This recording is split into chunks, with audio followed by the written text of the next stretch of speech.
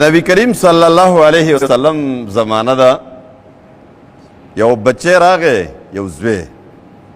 سړی و غټ سړی و بر د خپل پلار شکایت یې وکړو زما پلار زما ټول اخلي او په خپله مرضی خرچ کوي شکایت یې وکړو نبی کریم صلی الله علیه وسلم یا دی لېږلی دی لاړ شه پلار راوله یا بل څوک ولېږه چې پلار راوله پلار ته پته ولګېده چې رسول الله صلی الله علیه وسلم مې غواړي نو دا ورته پته ولګېده بچي زما شکایت کړی دی زما زوی رسول الله ته شکایت او بیا شکایت رسول الله ته کړی دی صلی الله علیه وسلم ډېر زیات دردمن شو خفه شو خو د رسول الله حکم دی نو را روان دی او په دې لاره باندې په خپل زړه کې دننه پټ پټ اشعار وایي د دې عربو مزاج کې دننه شاعري ننوتې وه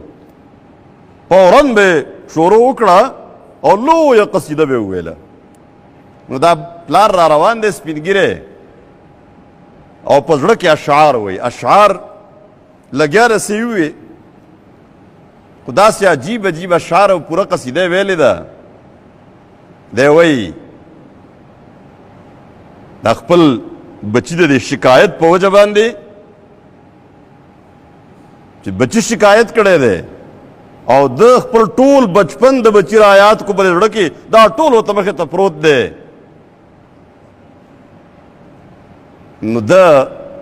دې درد نه ډک اشعار ویلی دي وایي غزوتك مولودا ومنتك يافعا تعل بما أجني عليك وتنهل إذا ليلة ضافتك بالسقم لم أبت لسقمك إلا ساهرا أتململ كأني أنا المتروك دونك بالذي طرقت به دوني فعيناي تهمل تخاف الردى نفسي عليك وإنها لتعلم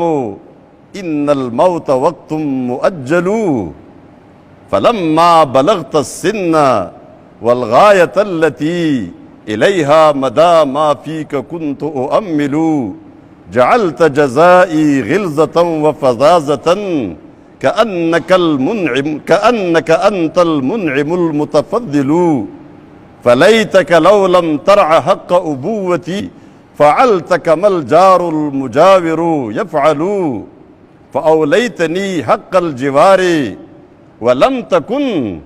بمال دون مالك ولم تكن علي بمال دون مالك تبخل دا ډېره پر مغز او پر معنا او پر درد قصیده په زړه کې دننه وویله دی وایي چې وړوکی وې هم غذا ما درکوله چې وړوکی وې مولود وي نوی پیدا شوې او چې کله ځوان شویم زما مال دې خوړو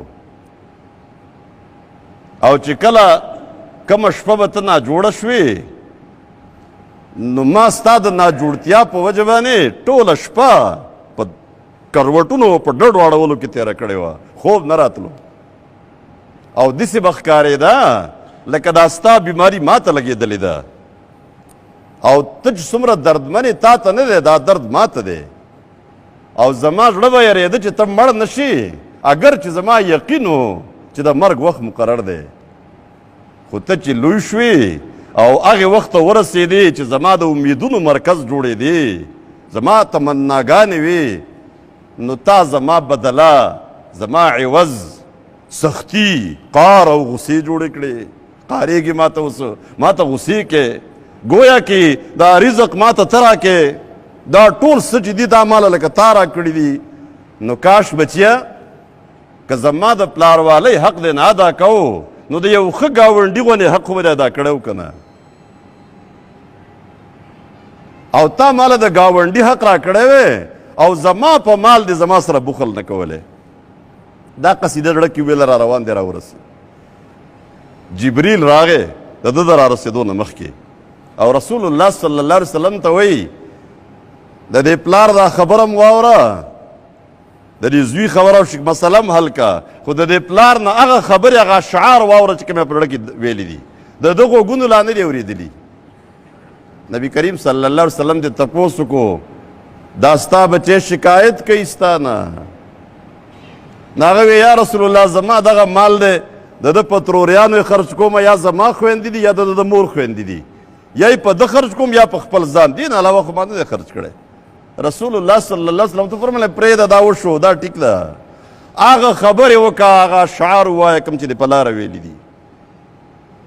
وی یا رسول الله هغه اشعار خو زما غوږونو ملا نه دي اورېدلي वो मेरे कानों ने भी नहीं सुना अभी तक دا تا ته چا خبر در کو وی ما ته جبریل ویلی دي هغه وی یا رسول الله زمون یقینا مسلسل زیاتیږي پتا باندې او بیا اشعار شروع کړه دا اشعار واورول رسول الله صلی الله علیه وسلم اوریدل او سترګو مبارک نو اوښکې روانې وي دا چې هغه په کم درد باندې ویلي و که نه هغه په خپله وی د الله پیغمبر وجوړل د سترګو نه اوښکې روانې دي او چې څنګه ده دا خپله قصیده ختمه کړه رسول الله صلی الله علیه وسلم د دې بچي دا ګریوان دې ځای کې چې کوم ځای کې جامې یو ځای شوي که نه دا ګریوان دا داسې کلک راونیو داسې جټکه وله ورکړه او ورته وی ځه انت و مالک لابیکا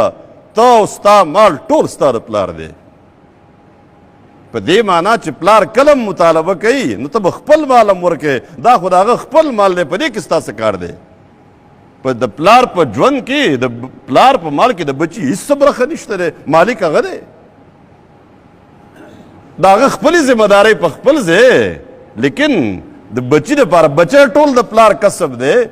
دا دی د اسلام د حقوقو د ذمهدارو تعین دا د اسلام د حقوقو نظام دا چې څوک خپل کي په ژوند کې به چړتم خپه